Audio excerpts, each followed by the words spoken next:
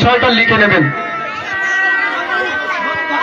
চারিদিক দিয়ে আওয়াজটা একটু বন্ধ করতে হবে, কোনো কথা নয়, সব হচ্ছে প্রতিযোগিতা, যেমন খুশি তেমন সাজো। আমাদের প্রথম প্রতিযোগী। নমস্কার, আমি সুজন দাস। তুমি কি করতে চাইছো?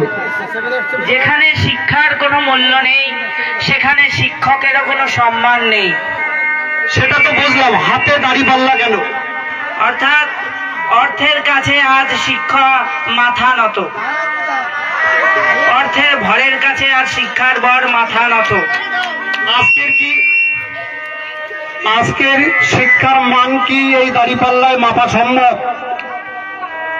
যেহেতু আজ শিক্ষার কাছে অর্থের ভর বেশি হয়ে পড়েছে আর শিক্ষার ভর অর্থের ভরের কাছে কম হয়ে পড়েছে, তাই আজ আমি এক বৃদ্ধ শিক্ষকের রূপ নিয়ে এই সমাজের বাস্তব পরিস্থিতি এই দাঁড়িপাল্লার মাধ্যমে ফুটিয়ে তুলেছি।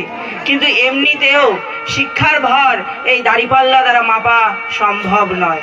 অসম্ভব। ধন্যবাদ অত্যন্ত মূল্যবান বক্তৃতার জন্য। আমাদের সুজন দাস তার অমূল্য বক্তৃতার মাধ্যমে, কথার মাধ্যমে সমাজকে একটা বার্তা দিতে চেয়েছে যে শিক্ষার মূল্য কখনো দাঁড়িপাল্লায় মাপা সম্ভব না। যদিও অনেকে আমাদের সমাজে কেউ কেউ এরকম ভাবে করে থাকেন বোকামি কাজ।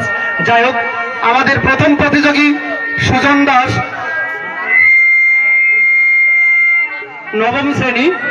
ওর বিষয় হচ্ছে শিক্ষার মূল্য কখনোই অর্থের মাপকাঠিতে মাপা সম্ভব নয়। আমরা এতক্ষণ সুজন দাসের